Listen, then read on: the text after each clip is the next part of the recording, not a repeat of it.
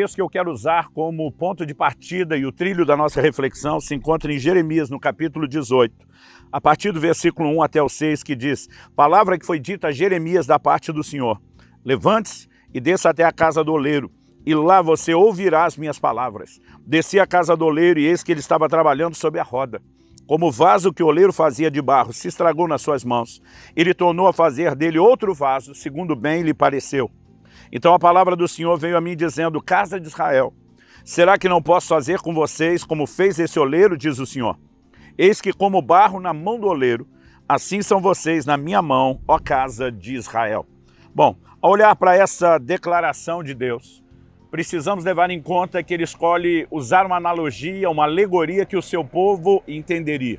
A partir dessa ilustração proposta a Jeremias, do trabalho do oleiro com o barro, Deus está estabelecendo os parâmetros de como ele lida conosco. E algumas verdades que eu quero destacar nessa reflexão envolvem as seguintes. Em primeiro lugar, apesar de Deus ter nos dado o livre-arbítrio, o direito de escolha, isso não significa que quando escolhemos errado, ele não vá lutar por nós, ele não vá tentar mais uma vez. Por outro lado, também veremos em contrapartida do outro lado da moeda, que mesmo lutando, insistindo por nós em nos dar uma chance, isso não significa que Deus vai impor de forma unilateral a sua vontade sobre nós.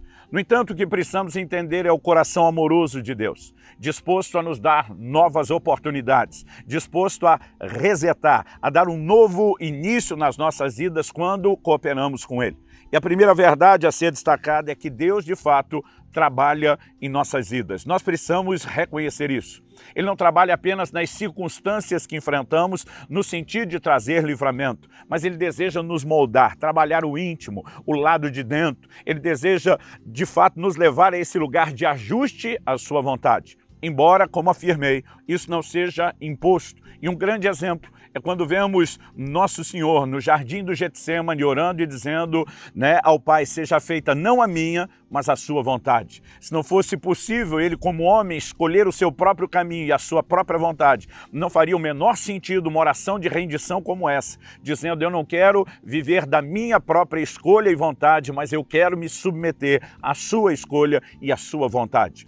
Mas diante disso, a primeira coisa que precisamos de fato destacar é que Deus quer trabalhar em nós. Isso não significa que necessariamente Ele imponha a sua vontade, mas Ele provoca, Ele tenta remodelar à medida que vamos cooperando com Ele, e isso faz parte do seu agir, cujo propósito, já afirmei e insisto em repetir, não é apenas mudar as circunstâncias do lado de fora, mas nos mudar do lado de dentro, nos fazer crescer, nos tornar mais próximos e parecidos dele. Como diz Tiago, capítulo 1, verso 2 até o 4, meus irmãos, tende por motivo de grande alegria o passardes por várias provações, sabendo que a prova da vossa fé produz perseverança, e essa possa nos levar a um lugar onde nós sejamos perfeitos, completos, não faltando em coisa alguma. Deus pode até usar as circunstâncias para trabalhar em nós, mas o seu agir não se limita a mudar circunstâncias.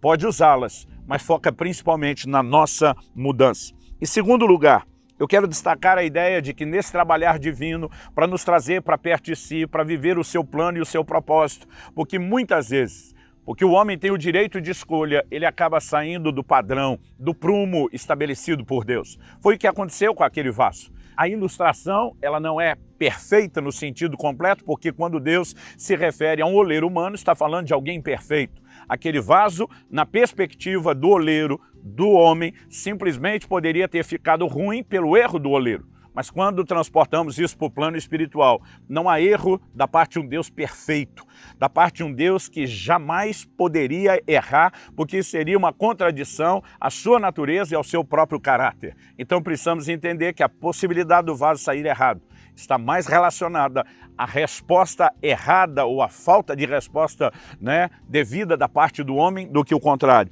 E o interessante, nós lemos dos versículos 1 a 6 de Jeremias 18, é que quando nós lemos a continuação, dos versículos 7 até o 10, nós percebemos que não se trata de determinismo, de Deus automaticamente impondo, estabelecendo a sua vontade, determinando o curso de todas as coisas sem a participação do homem. Versos 7 a 10 diz assim: no momento em que eu falar a respeito de uma nação ou de um reino, para o arrancar, derrubar e destruir, Se essa nação se converter da maldade contra a qual eu falei, também eu mudarei de ideia a respeito do mal que pensava fazer.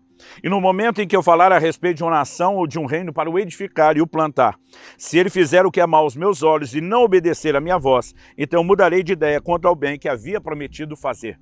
Deus está aqui anunciando que tanto o mal, a punição prometida contra o pecado, pode ser mudada se houver arrependimento, como também o bem, uma boa promessa feita de exaltação, pode ser mudada se houver pecado sem arrependimento.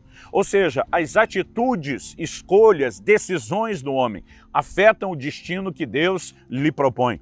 Portanto, entendendo que Deus apresenta essas verdades imediatamente na sequência de falar dele trabalhando a casa de Israel como oleiro trabalha o barro. Nós entendemos que isso não significa determinismo, não significa Deus decidindo como o homem agirá, como ele se comportará, mas significa muitas vezes Deus precisando recomeçar o seu trabalho justamente por causa das escolhas do homem.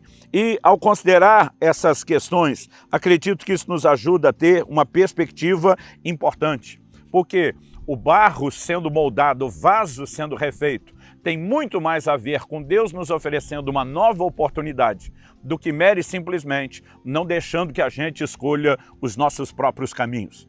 Essa perspectiva, acredito, é de suma importância. Porque muitas pessoas às vezes estão esperando que Deus de forma unilateral cumpra a sua vontade e Ele não fará isso. Isso é contrário às suas declarações. Jesus nos ensinou a orar dizendo: venha teu reino, seja feita a tua vontade. Se o reino de Deus se estabelece em nós, se a vontade dele se cumpre sem nenhum nível de rendição ou oração, por que é que o Senhor nos instruiria a orar a respeito disso? Se ela é automática, então estaríamos simplesmente fazendo um teatro com esse tipo de oração que na verdade não seria nem um pouco necessária e na verdade se nem fizéssemos não haveria prejuízo nenhum porque Deus cumpriria a sua vontade de qualquer forma. Eu não posso conceber essa ideia à medida que vou estudando os princípios bíblicos. Percebo um Deus que permanece soberano, porque Ele decidiu dar ao homem o direito de escolha e Ele na sua presciência sabe todos os caminhos que o homem vai trilhar, não é pego de surpresa. Portanto, não há nada quando se defenda a ideia do livre-arbítrio que diminua a soberania de Deus, que escolheu ser soberano do jeito dele, não do jeito que muitas vezes nós queremos definir que ele seja. Mas uma outra questão a ser considerada aqui é a importância da maleabilidade. E aqui eu quero tomar os versículos 11 e 12. Já lemos do versículo 1 a 6 de Jeremias 18, para falar de como Deus quer trabalhar conosco.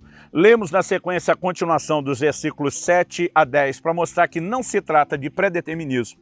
E agora eu quero ler os versículos 11 e 12 que diz assim: portanto fale agora ao povo de Judá e aos moradores de Jerusalém dizendo: assim diz o Senhor, eis que estou forjando uma calamidade e formando um plano contra vocês. Por isso, convertam-se cada um de vocês do seu mau caminho e corrijam a sua conduta e as suas ações. Mas eles dizem: não, é inútil, porque seguiremos os nossos planos e cada um fará segundo a dureza do seu coração maligno.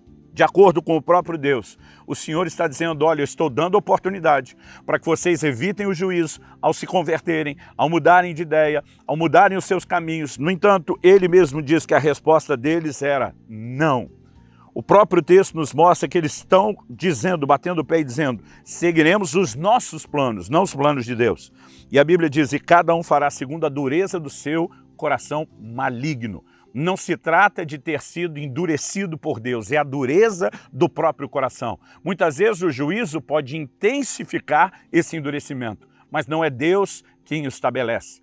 Nós precisamos entender que na forma como o oleiro trabalha o barro, normalmente ele está sempre adicionando água para manter aquela massa maleável, porque se ela começa a secar e endurecer, o máximo que pode acontecer é que o vaso seja quebrado, mas não que ele seja refeito. Isso me ensina a importância de maleabilidade nas mãos de Deus. Não apenas a capacidade de ter um coração ensinável, de ouvir a voz, a correção do Senhor, de nos submetermos a Ele, mas também de recebermos aquilo que precisamos para nos manter com esse tipo de coração.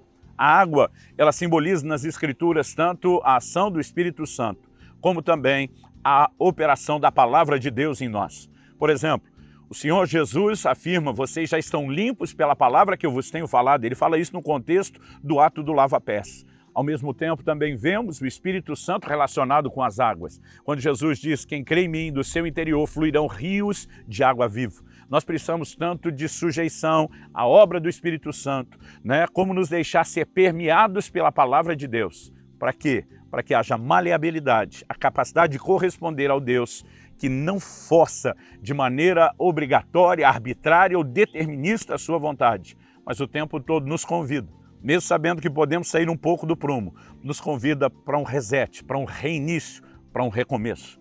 Não importa onde você esteja nessa caminhada, não perca de vista a ideia de que se você estiver saindo do caminho, você precisa corresponder com Deus, se deixar ser trabalhado por Ele, que você possa ser como vaso nas mãos do oleiro, ou na verdade como barro nas mãos do oleiro, para que moldado num vaso de acordo com a sua vontade, o resultado final sirva para a glória de Deus e o propósito seja cumprido.